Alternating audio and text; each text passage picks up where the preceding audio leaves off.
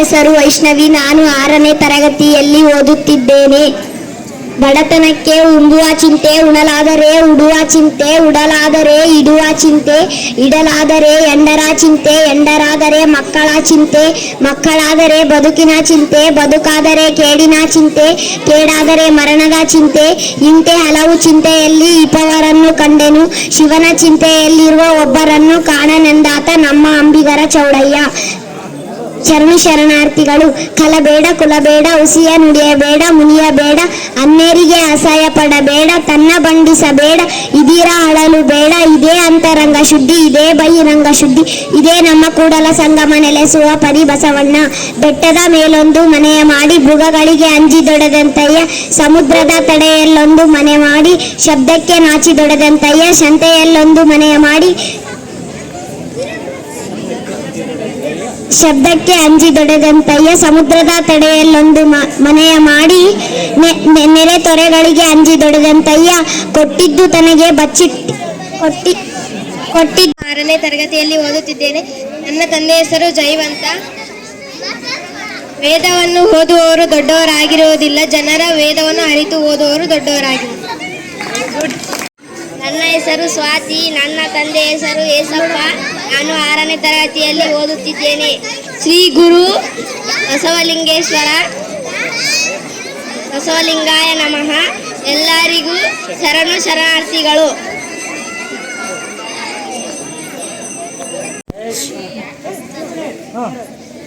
ಒಟ್ಟಿದ್ದು ತನಗೆ ಬಚ್ಚಿಟ್ಟಿದ್ದು ಪರರಿಗೆ, ಒಟ್ಟಿದ್ದು ಕೆಟ್ಟತನ ಬೇಡ, ಕೆಟ್ಟಿತನ ಬೇಡ,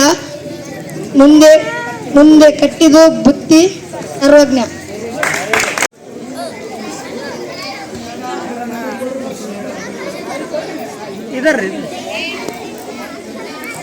ಎಲ್ಲರಿಗೂ ಶರಣಾರ್ಥಿಗಳು. ವೇದಿಕೆ ಮೇಲೆ ಆಸೀನರಾಗಿರ್ತಕ್ಕಂಥ ಎಲ್ಲ ಗಣ್ಯಮಾನ್ಯರೇ ಹಾಗೂ ಈ ಊರಿನ ಗಣ್ಯ ವ್ಯಕ್ತಿಗಳೇ, ಅದೇ ರೀತಿಯಾಗಿ ಇಲ್ಲಿರ್ತಕ್ಕಂಥ ಎಲ್ಲ ನನ್ನ ಸಿಬ್ಬಂದಿ ವರ್ಗವೇ ಹಾಗೂ ಮುದ್ದು ಮಕ್ಕಳೇ, ಇಂದು ನಮ್ಮ ಶಾಲೆಯಲ್ಲಿ ವಚನ ಫೌಂಡೇಶನ್ ವತಿಯಿಂದ ಹಮ್ಮಿಕೊಂಡಿರ್ತಕ್ಕಂಥ ಈ ಒಂದು ವಾಚನ ಸ್ಪರ್ಧೆ ಅನ್ನೋದಕ್ಕಿಂತ ವಚನವನ್ನು ವಾಚನ ಮಾಡುವಂಥ ಒಂದು ಕಾರ್ಯಕ್ರಮ ಅಂತ ಹೇಳ್ಬೋದು. ಈ ವಚನ ಸಾಹಿತ್ಯ ಅಂದಾಗ ನಮಗೆ ನೆನಪಾಗೋದೆ 12ನೇ ಶತಮಾನ. 12ನೇ ಶತಮಾನದಲ್ಲೇ ವಚನ ಯಾಕೆ ಹುಟ್ಟಿತು, ಅದಕ್ಕೂ ಮುಂಚೆ ಯಾಕೆ ನಮ್ಗೆ ವಚನ ಸಾಹಿತ್ಯ ಇರಲಿಲ್ಲ ಅಂತಕ್ಕಂಥದ್ದನ್ನು ನೋಡಿದಾಗ ನಾವು 12ನೇ ಶತಮಾನಕ್ಕಿಂತ ಮುಂಚೆ ನಮ್ಮಲ್ಲಿ ಯಾವ ಒಂದು ಪದ್ಧತಿ, ನಾವು ಆಧ್ಯಾತ್ಮಿಕವಾಗಿ ನಾವು ದೇವರನ್ನು ಒಲಿಸಿಕೊಳ್ಳುವ ಪರಿ ಯಾವ ರೀತಿ ಅನ್ನೋದನ್ನು ನೋಡೋದಾದರೆ 12ನೇ ಶತಮಾನಕ್ಕಿಂತ ಮುಂಚಿತವಾಗಿ ಜೈನ ಧರ್ಮ ಉತ್ತುಂಗ ಸ್ಥಿತಿಯಲ್ಲಿ ಎಲ್ಲ ಕಡೆ ಪ್ರಚಲಿತದಲ್ಲಿ ನಮ್ಮ ಕರ್ನಾಟಕದಲ್ಲಿ ಇತ್ತು. ಜೊತೆಗೆ ನಮ್ಮ ಹಿಂದೂ ಧರ್ಮದಲ್ಲಿ ಕೂಡ, ನಮ್ಮ ಹಿಂದೂ ಧರ್ಮದ ಈ ಆಧ್ಯಾತ್ಮಿಕ ವಿಚಾರಗಳಾಗಿರ್ಬೋದು, ದೇವರನ್ನು ಒಲಿಸಿಕೊಳ್ಳುವಂಥ ವಿಚಾರಗಳಿರ್ಬೋದು, ಅವೆಲ್ಲವೂ ಕೇವಲ ಹಳೆಗನ್ನಡದಲ್ಲಿ ಸಂಸ್ಕೃತದಲ್ಲಿ ಇರತಕ್ಕಂಥದ್ದನ್ನು ನಾವು ಕಾಣ್ತೀವಿ. ಇನ್ನು ನಾವು ನಮ್ಮ ಸಮಸ್ಯೆಗಳಿಗೆ, ಕಷ್ಟಗಳಿಗೆ ದೇವರನ್ನು ಹೋಲಿಸಿಕೊಳ್ಳುವುದರ ಮುಖಾಂತರ ನಾವು ಸಮಸ್ಯೆನ ಬಗೆಹರಿಸ್ಕೊಳ್ಬೇಕಾದ್ರೆ ದೇವರಲ್ಲಿಗೆ ಹೋಗ್ಬೇಕಾಗಿತ್ತು. ಆದರೆ ದೇವರನ್ನು ನಾವು ಗುಡಿಯ ಹತ್ತಿರ ಹೋಗುವುದಕ್ಕೆ ಬಹಳ ಸ್ವಲ್ಪ ಸಮಸ್ಯೆ ಇತ್ತು. ಯಾಕಂತಂದ್ರೆ ಇಲ್ಲಿ ರಾಜಪ್ರಭುತ್ವ ಇತ್ತು, ಜೊತೆಗೆ ಆ ದೇವರು ಮತ್ತು ಜನರ ಮಧ್ಯೆ ಒಬ್ಬ ವ್ಯಕ್ತಿ ಏನಂತಂದ್ರೆ ಇಲ್ಲಿ ನಮಗೆ ದೇವರ ಹತ್ತಿರ ಕರ್ಕೊಂಡು ಹೋಗೋದಕ್ಕೆ ಸ್ವಲ್ಪ ಸಮಸ್ಯೆ ಇತ್ತು. ಅಂದ್ರೆ ಅಲ್ಲಿ ಪುರೋಹಿತ ವರ್ಗ ಏನಿತ್ತು, ಆ ವರ್ಗ ದೇವರ ಹತ್ತಿರ ಬಿಡಬೇಕಾದ್ರೆ ಅಲ್ಲಿ ಕೆಲವೊಂದು ವಿಧಿವಿಧಾನಗಳಿದ್ವು, ಕೆಲವು ಜನರನ್ನ ಅಲ್ಲಿಗೆ ತಲುಪಿಸ್ತಕ್ಕಂಥ ವ್ಯವಸ್ಥೆ ಇರಲಿಲ್ಲ. ಇದನ್ನ ಕಂಡಂತ ವ್ಯಕ್ತಿಗಳು, ಅಂತ ಪ್ರಮುಖರಲ್ಲಿ ಜೇಡರ ದಾಸಿಮಯ್ಯನ ಆದಿಯಾಗಿ ನಮ್ಮ ಶ್ರೀ ಗುರು ಗುರು ಅಂತಾನೆ ಹೇಳ್ತಕ್ಕಂಥ ವ್ಯಕ್ತಿ, ಕ್ರಾಂತಿಕಾರಿ ಅಂತಾನು ಕೂಡ ಹೇಳ್ತೀವಿ. ಆ ಬಸವಣ್ಣನವರಿಂದ ಈ ವಚನ ಸಾಹಿತ್ಯ ಉಟ್ಕೊಂಡು, ಅದು ಯಾವ ರೀತಿ ಅಂತಂದ್ರೆ ಇಂದಿನ ಒಂದು ಶ್ಲೋಕಗಳಾಗಿರ್ಬೋದು, ಹಳೆಗನ್ನಡದ ಇನ್ನಿತರ ಸಾಹಿತ್ಯ ಇರ್ಬೋದು, ಅದೆಲ್ಲ ಕೇವಲ ಎಂಥ ವ್ಯಕ್ತಿಗಳಿಗೆ ಅಂದರೆ ಜ್ಞಾನವನ್ನು ಪಡೆದಿರ್ತಕ್ಕಂಥ ವ್ಯಕ್ತಿಗಳಿಗೆ, ಅಕ್ಷರಾಭ್ಯಾಸವನ್ನು ಹೊಂದಿರುವಂಥ ವ್ಯಕ್ತಿಗಳಿಗೆ ಮಾತ್ರ ಸಿಗ್ತಿತ್ತು. ಅದು ಯಾವಾಗ ಅಂತಂದ್ರೆ ಅಲ್ಲಿ ಶ್ರೀಮಂತ ವ್ಯಕ್ತಿಗಳಿಗೆ, ಬ್ರಾಹ್ಮಣ ವರ್ಗದವರಿಗೆ ಮತ್ತು ಕೆಲ ಸಮಾಜದ ಪ್ರಮುಖ ಸ್ಥಾನದಲ್ಲಿರುವಂಥ ಮಕ್ಕಳಿಗೆ ಮಾತ್ರ ವಿದ್ಯಾಭ್ಯಾಸ ಇರ್ತಿತ್ತು. ಅದು ಕೇವಲ 1% ಅಥವಾ 2% ಇದ್ರೆ ಅದು ಬಹಳ, ಅಂಥವರಿಗೆ ಮಾತ್ರ ಆ ಒಂದು ಸಾಹಿತ್ಯ ಅರ್ಥ ಆಗ್ತಿತ್ತು. ಕೇವಲ ಆ ವರ್ಗದ ಜನರಿಗೆ ಸೀಮಿತವಾಗಿರ್ತಕ್ಕಂಥ ಈ ಒಂದು ಅರಿವು ಎಲ್ಲ ನಮ್ಮ ಒಂದು ದೈನಂದಿನ ಜೀವನದಲ್ಲಿ ಅಂದ್ರೆ ಸಮಾಜದಲ್ಲಿ ನಾವು ಯಾವ ರೀತಿ ಬದುಕನ್ನು ಕಟ್ಟಿಕೊಳ್ಳಬೇಕು ಅಂತಕ್ಕಂಥ ಒಂದು ನಿಟ್ಟಿನಲ್ಲಿ ಇವತ್ತು ನಮ್ಮೆಲ್ಲರಿಗೂ ಕೂಡ ಸಹಕಾರಿಯಾಗಿದೆ ಅಂತಕ್ಕಂಥ ಮಾತನ್ನು ಹೇಳ್ತಾ ನಾನು ನಿಮಗೆ ಒಂದು ವಚನವನ್ನು ಹೇಳ್ತೇನೆ, ಅದರಂತೆ ನೀವೊಂದು ವಚನವನ್ನು ನೀವೆಲ್ಲರೂ ಹೇಳಬೇಕು. ಅತ್ತ ನಿತ್ತ ಹೋಗದಂತೆ ಎಳವನ ಮಾಡಯ್ಯ ತಂದೆ, ಸುತ್ತಿ ಸುಳಿದು ನೋಡದಂತೆ ಅಂಧಕನ ಮಾಡಯ್ಯ ತಂದೆ, ಮತ್ತೊಂದ ಕೇಳದಂತೆ ಕಿವುಡನ ಮಾಡಯ್ಯ ತಂದೆ, ನಿಮ್ಮ ಶರಣರ ಪಾದವಲ್ಲದೆ ಅನ್ಯ ವಿಷಯ ಕೇಳಿಸದಂತೆ ಇರಿಸು ಕೂಡಲ ಸಂಗಮ ದೇವ.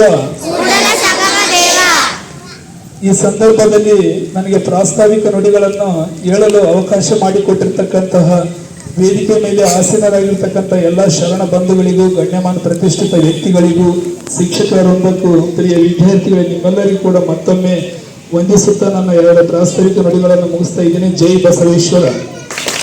ಇವೆ ವಚನ ಸಾಹಿತ್ಯದಲ್ಲಿ ಏನಿದೆ ಎನ್ನುವುದರ ಬದಲು ಏನಿಲ್ಲ ಎನ್ನುವ ಪ್ರಶ್ನೆ ನಮ್ಮೆಲ್ಲರನ್ನು ಕಾಡ್ತಾ ಇದೆ.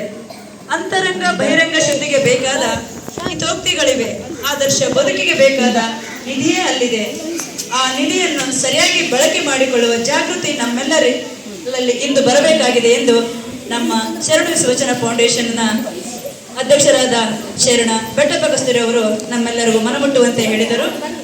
ಬಸವಣ್ಣನವರೇ ಹೇಳುವಂತೆ ಹಾಲ ದೊರೆಗೆ ಬೆಲ್ಲದ ಕೆಸರು, ಸಕ್ಕರೆಯ ಮೊಳಲು, ತವರಾದ ನೊರೆ ತೆರೆಯಂತೆ ಆದರ ವಚನವಿರಲು ಬೇರೆ ಬಾವಿಯ ತೋಡಿ ಉಪ್ಪ ನೀರನುಂಬುವ ವಿಧಿಯಂತೆ ಆಯಿತೆನ್ನ ಮತಿ ಕೂಡಲ ಸಂಗಮ ದೇವ ಅಂತ ಬಸವಣ್ಣನವರೇ ಹೇಳಿದ್ದಾರೆ. ವಚನಗಳಲ್ಲಿ ಏನಿದೆ ಅಂತ. ಶಿವಶರಣರ ವಚನ ಸಾಹಿತ್ಯ ಹಾಲಿನ ಸಮುದ್ರವಿದ್ದಂತೆ. ಆ ಸಮುದ್ರದಲ್ಲಿರುವುದು ಸಾಮಾನ್ಯ ಕೆಸರು ಮರಳು ಅಲ್ಲ, ಅಲ್ಲಿ ಬೆಲ್ಲದ ಕೆಸರು, ಸಕ್ಕರೆಯ ಮರಳು. ಹೀಗಿರುವಾಗ ಬೇರೆ ಬಾವಿಯ ತೋಡಿ ಉಪ್ಪು ನೀರನ್ನು ಕುಡಿಯುವ ಹಂಗು ನನಗೆ ಬೇಡ ಅಂತ ಬಸವಣ್ಣನವರೇ ಹೇಳಿದ್ದಾರೆ. ಈಗ ಮುಖ್ಯ ಅತಿಥಿಗಳಾಗಿ ಶರಣ ವಿಶ್ವವಚನ ಫೌಂಡೇಶನ್ ಇಂದ ಬಂದ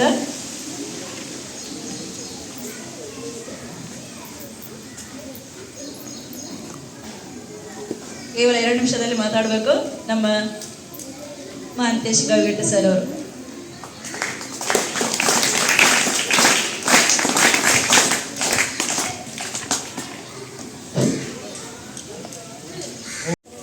ನನ್ನ ಹೆಸರು ಸಂಧ್ಯಾ. ನನ್ನ ತಂದೆಯ ಹೆಸರು ಅಮರೇಶ. ನಾನು 8ನೇ ತರಗತಿಯಲ್ಲಿ ಓದುತ್ತಿದ್ದೇನೆ. ನಾನು ಒಂದಷ್ಟು ವಚನಗಳನ್ನು ಹೇಳಲು ಬಯಸುತ್ತೇನೆ. ಕಳಬೇಡ ಕೊಲಬೇಡ ಹುಸಿಯ ನುಡಿಯಲು ಬೇಡ, ತನ್ನ ಇದಿರ ಅಳಿಯಲು ಕಳಬೇಡ ಕೊಲಬೇಡ ಸಣ್ಣ ಬಣ್ಣಿಸಬೇಡ, ಮುನಿಯಬೇಡ ತನ್ನ ಬಣ್ಣಿಸಬೇಡ, ಇದಿರ ಅಳಿಯಲು ಬೇಡ. ಇದೇ ಅಂತರಂಗ ಶುದ್ಧಿ, ಇದೇ ಬಹಿರಂಗ ಶುದ್ಧಿ, ಇದೇ ನಮ್ಮ ಕೂಡಲ ಸಂಗಮ ದೇವನೊಲಿಸುವ ಪರಿ. ನನಗಿಂತ ಕಿರಿಯರಿಲ್ಲ, ಶಿವಭಕ್ತಿಗಿಂತ ಹಿರಿಯರಿಲ್ಲ. ನಿಮ್ಮ ಪಾದ ಸಾಕ್ಷಿ, ಎನ್ನ ಮನಸಾಕ್ಷಿ. ಕೂಡಲ ಸಂಗಮ ದೇವ ಎನಗಿದು ದಿವ್ಯ. ವಿದ್ಯೆ ಕಲಿಸದ ತಂದೆ, ಬುದ್ಧಿ ಹೇಳದ ಗುರು, ಬಿದ್ದಿದ್ದರೂ ಬಂದು ನೋಡದ ತಾಯಿ, ಮೂವರು ಶುದ್ಧ ವೈರಿಗಳು ಇದ್ದಂತೆ ಸರ್ವಜ್ಞ. ನಾಗಪ್ಪ. ನಾನು 8ನೇ ತರಗತಿಯಲ್ಲಿ ಓದುತ್ತಿದ್ದೇನೆ. ಕಳಬೇಡ ಕೊಲಬೇಡ ಹುಸಿಯ ನುಡಿಯಲು ಬೇಡ, ಮುನಿಯಬೇಡ ಅನ್ಯರಿಗೆ ಅಸಹ್ಯ ಪಡಬೇಡ, ತನ್ನ ಬಣ್ಣಿಸಬೇಡ ಇದಿರ ಅಳಿಯಲು ಬೇಡ. ಇದೇ ಅಂತರಂಗ ಶುದ್ಧಿ, ಇದೇ ಬಹಿರಂಗ ಶುದ್ಧಿ, ಇದೇ ನಮ್ಮ ಕೂಡಲ ಸಂಗಮ ನೋಲಿಸುವ ಪರಿ. ಬಸವಣ್ಣನವರು ಈ ವಚನವನ್ನು ಬರೆದಿದ್ದಾರೆ. ಬಡತನಕ್ಕೆ ಉಂಬುವ ಚಿಂತೆ, ಉಣಲಾದರೆ ಉಡುವ ಚಿಂತೆ, ಉಡಲಾದರೆ ಇಡುವ ಚಿಂತೆ, ಇಡಲಾದರೆ ಎಂಡರ ಚಿಂತೆ, ಎಂಡರಾದರೆ ಮಕ್ಕಳ ಚಿಂತೆ, ಮಕ್ಕಳಾದರೆ ಬದುಕಿನ ಚಿಂತೆ, ಇಂತಿ ಹಲವು ಬದುಕಿನ ಚಿಂತೆ, ಬದುಕಾದರೆ ಕೇಡಿನ ಚಿಂತೆ, ಕೇಡಾದರೆ ಮರಣದ ಚಿಂತೆ, ಇಂತಿ ಹಲವು ಚಿಂತೆಯಲ್ಲಿಪ್ಪವರನ್ನು ಕಂಡೇನು, ಶಿವನ ಚಿಂತೆಯಲ್ಲಿರುವರನ್ನು ಒಬ್ಬರನ್ನು ಕಾಣದೆಂದಾತ. ನಮ್ಮ ಅಂಬಿಗರ ಚೌಡಯ್ಯ ನಿಜ ಶರಣ. ಹೆಸರು ಖಲೀಲ್ ಸಾಬ್. ಲೋಕಕ್ಕೆಲ್ಲ ಡೊಂಕು ನೀವೇಕೆ ತಿದ್ದುವಿರಿ, ಲೋಕದ ಡೊಂಕು ನೀವೇಕೆ ತಿದ್ದುವಿರಿ, ನಿಮ್ಮ ನಿಮ್ಮ ಮನವು ಸಂತೈಸಿಕೊಳ್ಳಿ, ನಿಮ್ಮ ನಿಮ್ಮ ಮನವು ಸಂತೈಸಿಕೊಳ್ಳಿ. ನೆರೆಮನೆಯ ದುಃಖಕ್ಕೆ ಅಳುವವರು ಮೆಚ್ಚ, ಕೂಡಲ ಸಂಗಮ ದೇವ.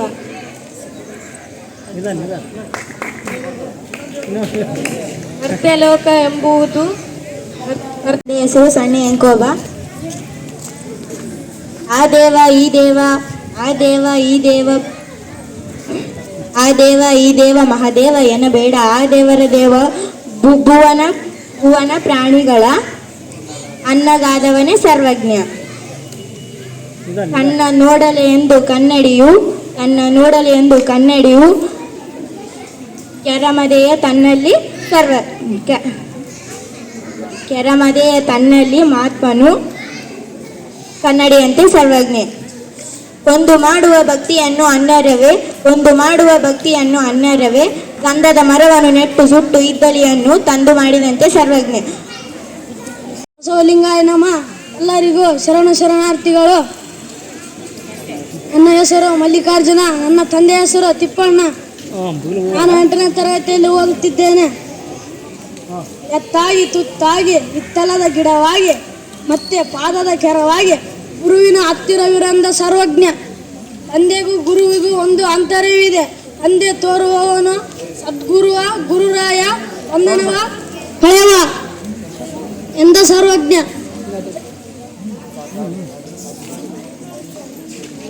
ದುಡಿಯೋನಿಗೆ ಗೊತ್ತು ಮಣ್ಣಿನ ಬೆಲೆ, ಎತ್ತವರಿಗೆ ಗೊತ್ತು ಹೆಣ್ಣಿನ ಬೆಲೆ, ಬಡವರಿಗೆ ಗೊತ್ತು ದುಡ್ಡಿನ ಬೆಲೆ, ಈ ಮೂರು ತಿಳಿದವನಿಗೆ ಗೊತ್ತು ಜೀವನದ ಬೆಲೆ. ಶರಣಾರ್ಥಿಗಳು. ಎಲ್ಲರಿಗೂ ಶರಣಾರ್ಥಿಗಳು. ನನ್ನ ಹೆಸರು ಶಿವಗಂಗಾ. ನಾನು 7ನೇ ತರಗತಿ ವಿದ್ಯಾರ್ಥಿನಿ ಆಗಿನ ನಾನು ಒಂದೆರಡು ವಚನಗಳನ್ನು ಹೇಳಲು ಇಷ್ಟಪಡುತ್ತೇನೆ. ಹಾಲಿನ ಹಸುಲೇಸು ಶೀಲದ ಶಿಸುಲೇಸು ಬಾಲೆಹು ಸಜ್ಜನೆಯ ಲೇಸು ಉಸಿಯಾಡದ ನಾಲಿಗೆಯು ಲೇಸು ಸರ್ವಜ್ಞ. ಶಿವಮ್ಮ. ನನ್ನ ತಂದೆ ಹೆಸರು ಅಯ್ಯಳಪ್ಪ. ನಾನು 7ನೇ ತರಗತಿಯಲ್ಲಿ ಓದುತ್ತಿದ್ದೇನೆ.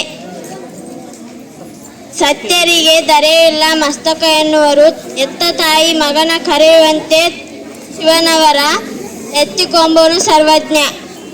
ಕಲ್ಲುಗುಂಡಿನ ಮೇಲೆ ಮಲ್ಲಿಗೆ ಅರಳಿಕೆ, ನಿಲ್ಲದೆ ಹಣೆಯ ಬಡಿವರ್ಗೆ ಬುಗುಟಿಲ್ಲ, ಇಲ್ಲ ಕಾಣಯ್ಯ ಸರ್ವಜ್ಞ. ದಾಸೋಹ ಮಾಡುವ ಭಕ್ತರಿಗೆ ಕೊಡುವ ದೇವರು ಇದ್ದೇ ಇರುತ್ತಾನೆ. ಮೋಸ ವಂಚನೆಯಿಂದ ಮಾಡಿದ ಧನ ದಾಸೋಹಕ್ಕೆ ಸಲ್ಲದ್ದು. ದೇಹವೇ ದೇವಾಲಯ, ಮನವೇ ದೇವರು, ತನ್ನ ತಾನರಿದಡೆ ತಾನೇ ದೇವ. ವಿದ್ಯೆ ಕಲಿಸದ ತಂದೆ, ಬುದ್ಧಿ ಹೇಳದ ಗುರು, ಬಿದ್ದಿರಲು ಎದ್ದು ಬಂದು ನೋಡದ ತಾಯಿ, ಶುದ್ಧ ವೈರಿಗಳು. ಎಲ್ಲರಿಗೂ ಶರಣಾರ್ಥಿಗಳು. ವಿದ್ಯೆ ಕಲಿಸಿದ ಗುರು, ಬುದ್ಧಿ ಹೇಳದ ತಂದೆ, ವಿದ್ಯೆಯಲ್ಲೂ ಬಂದು ನೋಡದ ತಾಯಿ, ಶುದ್ಧ ವೈರಿಗಳು ಸರ್ವಜ್ಞ.